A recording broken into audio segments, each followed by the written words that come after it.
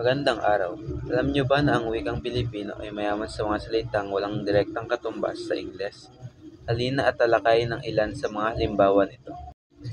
Una, mayroon tayong hilig.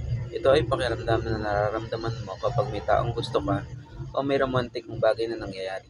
Halimbawa, kinikilig ka kapag nakatanggap ng sweet na mensahe mula sa iyong crush. Susunod, mayroon tayong gigil. Ito ay masidhing pagnanasa, karaniwang dulot ng sobrang cute na bagay o tao. Halimbawa, parang nagigigil ka kapag nakakita ng sobrang cute na tuta na para bang gusto mo itong pisilin. Mayroon din tayong salitang basta.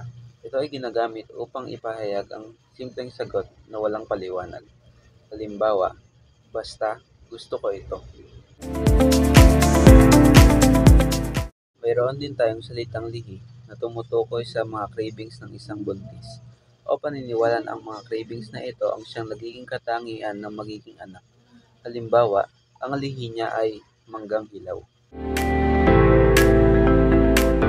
Ito salita ay umay. Ito ay tumutukoy sa pagkapagod o pagkasawa sa isang bagay na paulit-ulit na ginagawa, gaya ng pagkain ng parehong ulam araw-araw. Ang susunod naman na salita ay pasalubong.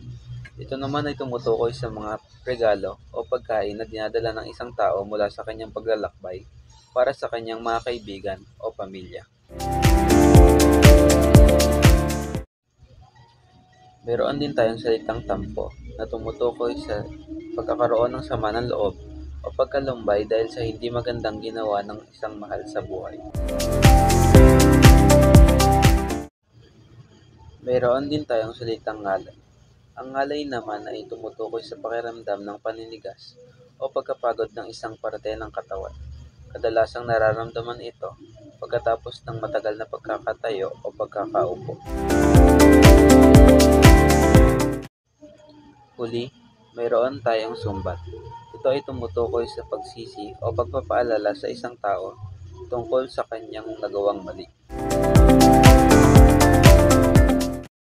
Marami pang salita sa wikang Pilipino ang walang direktang katumbas sa Ingles. Ang mga salitang ito ay nagpapakita ng ating kultura at mga natatanging karanasan. Ang mga salitang ito ay hindi lamang basta salita, kundi salamin ng ating kaluluwa, ng ating damdamin, at ng ating pagiging Pilipino. Kaya huwag nating kalimutan ang ating wika at patuloy na ipagmalaki ang ating pagiging Pilipino.